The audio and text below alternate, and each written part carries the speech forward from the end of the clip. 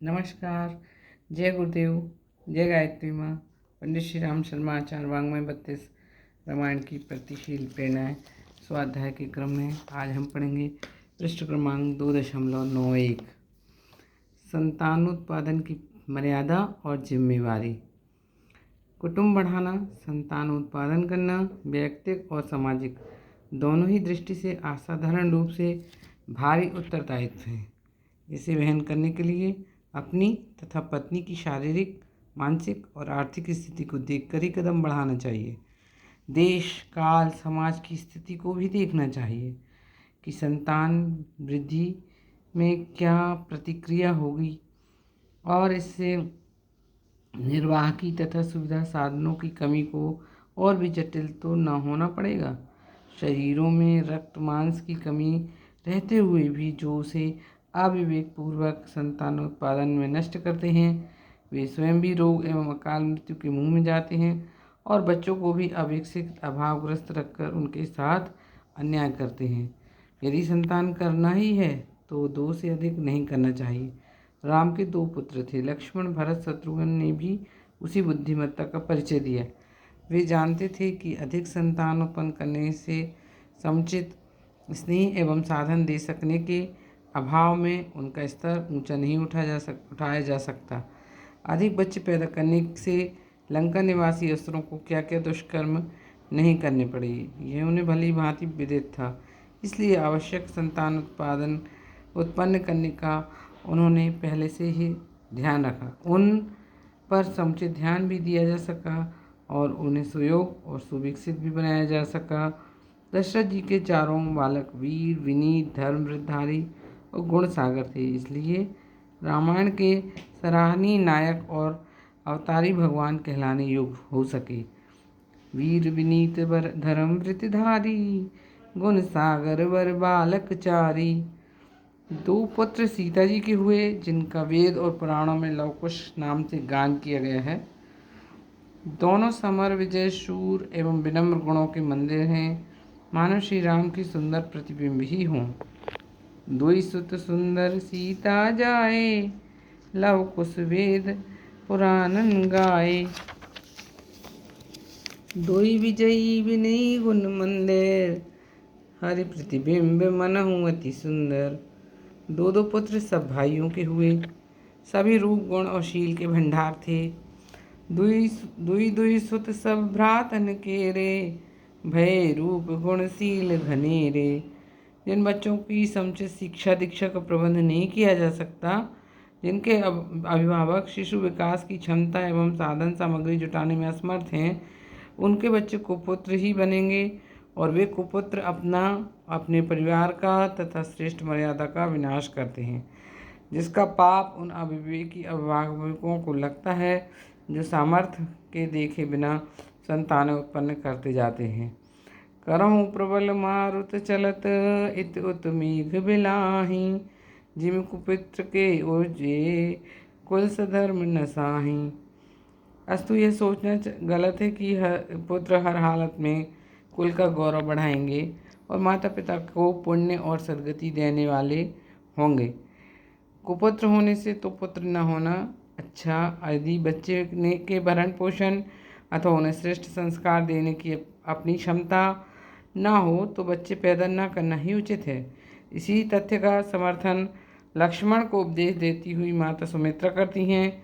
वे कहती हैं, संतान उत्पन्न करना उसी का सार्थक है जिसके बच्चे राम काज के योग बन सकें। कर्तव्य विमुख, धर्म विरोधी एवं आस्तिक आस्थाओं से रहित, धरती का भार बढ़ाने वाली औलाद की अपेक्षा तो बांझ रहना ही अच्छा है। और जो सुयोग संतान का निर्माण न कर सकें, वे व्यर्थ ही कुतिया की तरह व्याती फिरती हैं। पुत्रवती जुवती जग सोई, रघुवर भगत जासु सुत होई। नतरु बांझ भली बादि बियानी, राम विमुख सुत से हित जानी। राम विमुख सुत से हित हानि। अयोध्या कांड में निषाद राजगृह भी अपने अनुयायियों को राम कार्य में मन मिटने का उत्साह दिलाता हुआ कहता है, ऐसी संतान अपनी माता के यौवन रूपी वृक्ष को काट कर बर्बाद करने वाली कुल्हाड़ी की तरह है, जिससे पृथ्वी का भार बढ़ता है और जिसकी गणना सज्जन सत्कर्मियों में नहीं होती। बच्चे को जन्म देने में माँ को अपने यौवन की बलि देनी पड़ती है। यदि पुत्र कुछ उल्लेखनीय कार्य न कर सका तो यौवन का बलिदान व्यर्थ ही चला जाता है। साधु समाज न जाकर लेखा, राम भगत में जासु न रेखा। जाय जियत जग सो मही भारू, जननी जोबन बिटप कुठारू। माता पिता अपना तपस्वी तथा आदर्श जीवन बनाकर अपने सांचे में बच्चों को उच्च स्तर का ढाल सकते हैं। स्वयंभू मनु और शत्रुपा रानी ने यही किया और दशरथ तथा कौशल्या के रूप में भी उन्होंने अपना व्यक्तित्व ऊंचा रखा, तभी उनकी गोद में महान संतानों का अवतरण हो सका। तेहि मनुराज कीन बहु काला, प्रभु आयस सब विधि प्रतिपाला। बरबस राज सुतहीन दीना, नारी समेत गमन बन कीन्हा। पंथ जात सोहई मति धीरा, ज्ञान भगति जनु धरे शरीरा। दोनों ने मिलकर अगले जन्म में सुसंसति के लिए विशेष तप किया। दशरथ और कौशल्या के रूप में भी उन्होंने उन आदर्शों का बराबर ध्यान रखा जिनके आधार पर सुसंसति पाई जा सकती है। इसके लिए पति पत्नी में परस्पर अगाध प्रेम, पवित्र आचरण, गुणों का भंडार, धर्म ज्ञान तथा भक्ति का होना आवश्यक है। उन्हीं के सद्गुण बच्चों में प्रकट होते हैं। अवधपुरी रघुकुल मनि राऊ, वेद विदित दशरथ नाऊ। धर्म धुरंधर गुण निधि ज्ञानी, हृदय भगति मति सारंग पानी। कौशल्यादि नारी प्रिय सब आचरण पुनीत, पति अनुकूल प्रेम दृढ़, हरिपद कमल विनीत।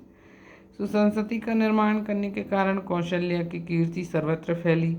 संसार को सुख देने वाली और अवांछनीयताओं को निरस्त करने वाली संतानें ऐसी सुयोग्य संस्कारी माताओं की गोद में ही विकसित होती हैं। तुलसीदास जी ने उनकी वंदना पूर्व दिशा कहकर की है। बंदो कौशल्यादिशि प्राची, कीरति जासु सकल जग माची। प्रगट्यौ जह रघुपति शिजा चारु, विश्व सुखद खल कमल तुषारु। दशरथ ने पुत्र प्राप्ति के लिए उतावली नहीं की। श्रेष्ठ भक्ति के अनुकूल परिस्थितियां पैदा करने तथा अपने संस्कार जागृत करने तक उन्होंने इस कामना पर संयम रखा। जब अवस्था बढ़ती देखकर योग्य उत्तराधिकारी की आवश्यकता अनुभव की, तभी पुत्र इच्छा प्रकट की।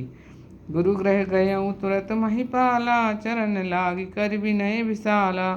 निज दुख सुख सब गुरु ही सुनायऊ, कहे वशिष्ठ बहुविधि समझायऊ। संतति पर श्रेष्ठ संस्कार पड़े, इसलिए साधनात्मक एवं यज्ञीय वातावरण का निर्माण किया गया। श्रृंगी ऋषि वशिष्ठ बुलावा, पुत्र काम शुभ यज्ञ करावा। इन्हीं सब साधनों से वे आदर्श संतति उत्पन्न करके संसार का हित तथा अपना यश एवं संतोष दोनों ही लाभ प्राप्त कर सके। माता पिता का जैसा स्वभाव आचरण होता है, उसी के अनुरूप संतान बनती है। सती जी अपनी मंदमति का एक कारण पिता दक्ष की दुर्बुद्धि को भी मानती हैं और सोचती हैं कि उनसे उत्पन्न देह मेरी भी वैसी ही होना चाहिए, उनसे उत्पन्न मेरी देह भी वैसी ही होनी चाहिए। पिता मंदमति निंदित ते ही, दक्ष शुक्र संभव है ते देही। संतान के लिए शारीरिक आवश्यकताओं की पूर्ति तथा श्रेष्ठ संस्कार दोनों की व्यवस्था अभिभावकों को करनी पड़ती है। आर्थिक तंगी की दशा में तो संतान उत्पादन करना पहले सिरे की मूर्खता है। ऐसे लोगों को कष्ट कठिनाइयों में दिन पर दिन अधिक गहराई तक फंसते जाना पड़ता है। उन्हें कम पानी में रहने वाली मछली की तरह तड़पना पड़ता है। जल संकोच विकल अति मीना, अबुध कुटुम्बी जिमी धनहीन हो सुसंस्कारी हो तो वह अपनी बुद्धि प्रतिभा तथा योग्यता से अपना रास्ता बना लेते हैं, किंतु ना तो बुद्धि हो न साधन हो, तब तो संतान को सब प्रकार कष्ट ही उठाने पड़ते हैं। पर ध्यान रहे कि केवल शारीरिक आवश्यकताओं की पूर्ति संतान का भला नहीं कर सकती। रावण के पास लौकिक साधनों की कमी नहीं थी, उसने अधिक संतान पैदा कर ली, उनका पालन पोषण भी किया, पर वह सब संस्कारों के अभाव में उसे प्रसन्नता न दे सके। इससे उसका अहंकार ही बढ़ा। 10 मुख बैठी सभा एक बारा, देखी अमित आपन परिवारा। सुत समूह जन परिजन नाती, गने कुपार निशाचर जाति। सैन बिलो की सहज अभिमानी, बोला वचन क्रोध मदसानी। उसको शक्ति का अहंकार हो जाने से वह निरंकुश होकर अनीति करने लगा, किंतु वह अनीति उसे सपरिवार ले डूबी। यदि उसने अपने दूसरे उत्तरदायित्व अर्थात पोषण के साथ संतान में श्रेष्ठ प्रवृत्तियां पैदा करने पर ध्यान दिया होता तो उसका गौरव स्थायी हो सकता था। इस दृष्टि से बाली ने समझदारी की। वह स्वयं अपने को अहंकार तथा लोकेशना के बंधन से मुक्त न कर सका, किंतु पुत्र के संबंध में वह सतर्क रहा। एक ही पुत्र उसने पैदा किया और उसे बल विक्रम में अपने समान बनाया।